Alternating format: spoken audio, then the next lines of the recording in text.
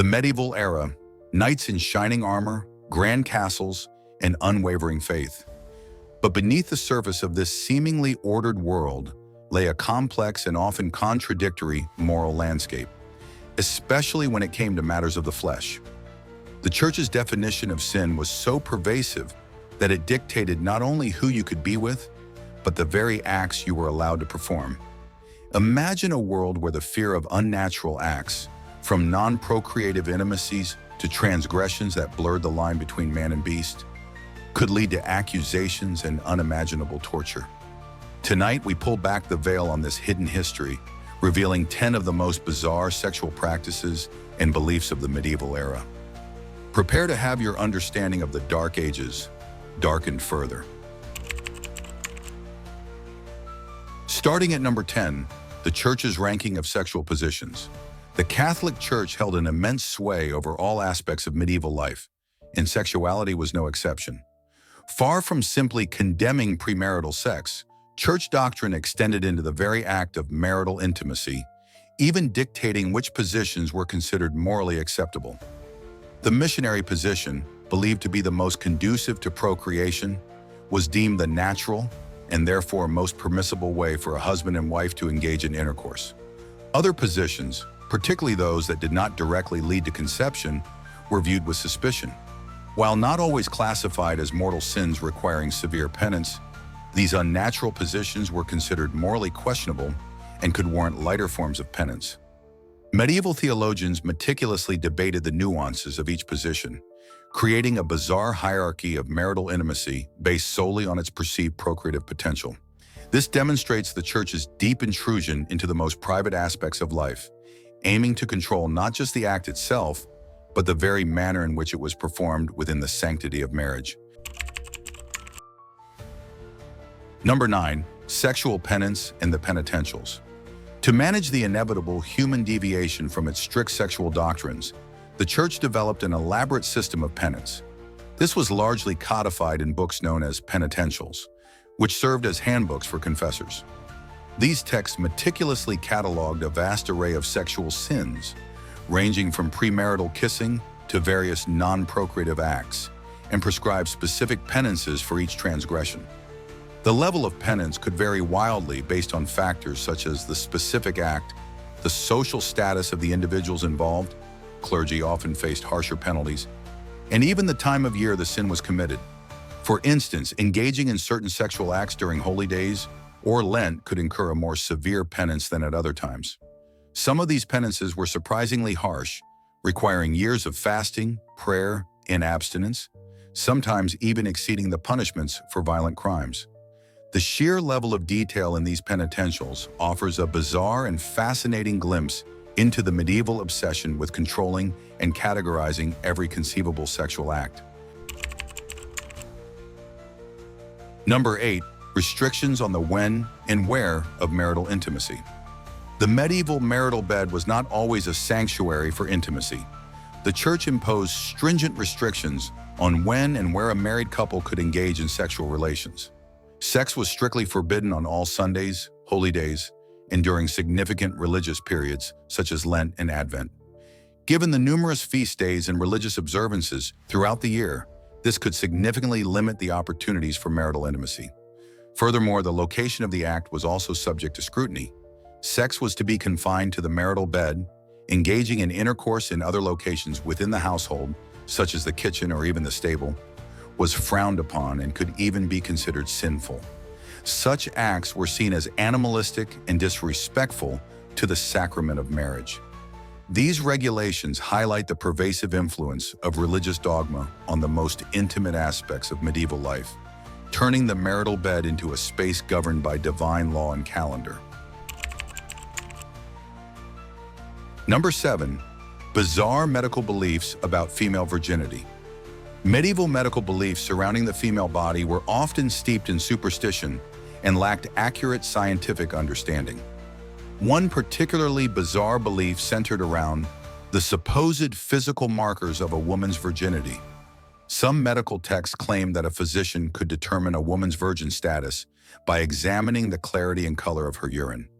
Specific shades and consistencies were believed to indicate whether a woman had engaged in sexual intercourse. This demonstrates the extent to which pseudoscience and folklore intertwined with genuine medical knowledge during the era. Such beliefs not only lacked any empirical basis, but also placed immense pressure and scrutiny on women, with their perceived sexual purity being subject to bizarre and unreliable diagnostic methods. The prevalence of such beliefs underscores the medieval anxieties surrounding female sexuality and the lengths to which people would go to categorize and control it through often fantastical means. Number 6, courtly love, the idealized yet often unconsummated romance. Medieval society, particularly within the aristocracy, developed a complex and highly ritualized concept known as courtly love. This was an idealized form of admiration and affection between a knight and a usually married noblewoman. However, courtly love was often characterized by its non-physical nature. The focus was on the knight's devotion, service, and often unrequited longing for the lady. The relationship was governed by a strict code of etiquette and often involved secret meetings, poetic declarations of love, and acts of chivalry performed in the lady's honor. While romantic in its ideals, courtly love existed largely outside the bounds of marriage, which was typically a strategic alliance for wealth and power.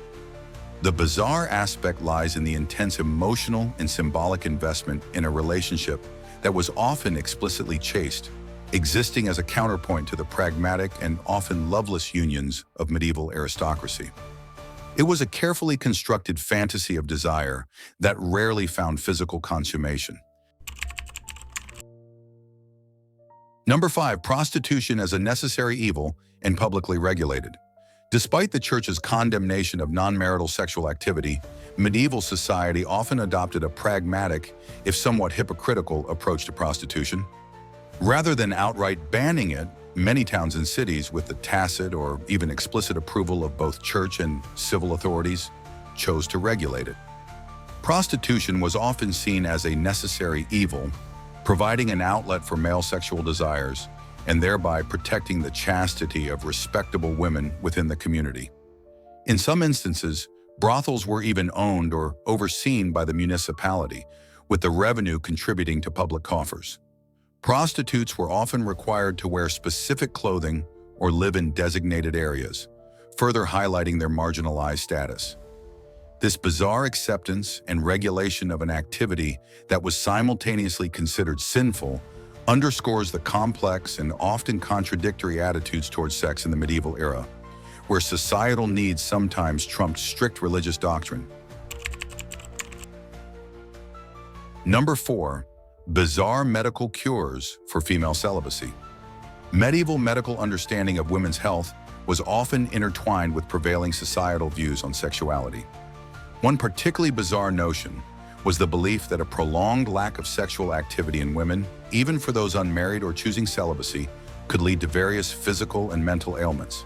Some medical texts of the time even suggested therapeutic interventions for this perceived problem. These recommendations sometimes included forms of manual genital stimulation or genital massage, to be performed either by the woman herself or, in some instances, by a physician or midwife. While such practices were still considered sinful from a religious standpoint, they were sometimes viewed as a necessary medical intervention to prevent more serious illnesses believed to be caused by the stagnation of female humors.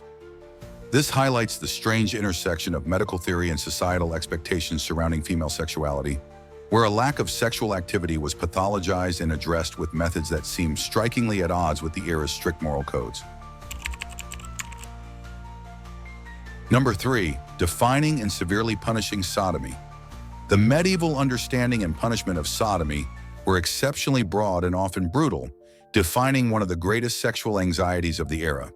To the medieval church and legal systems, sodomy was not a specific act as we understand it today, but a vague and utterly terrifying legal and theological category that encompassed any sexual act deemed unnatural or non-procreative.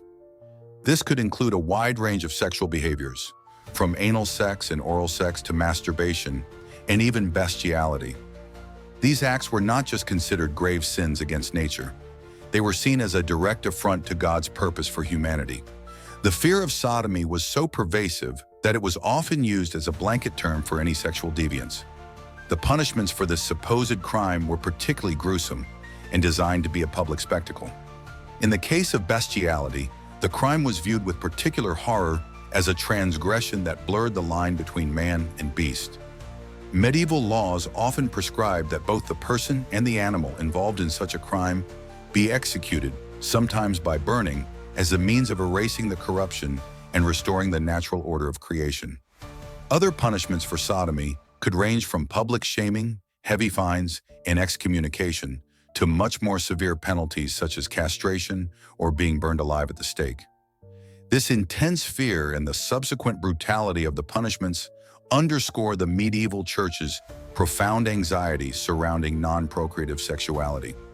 The very definition and the horrific consequences of sodomy highlight a truly bizarre and often terrifying aspect of medieval sexual practices, where the state and church were willing to inflict extreme suffering in the name of upholding a strict moral and religious order.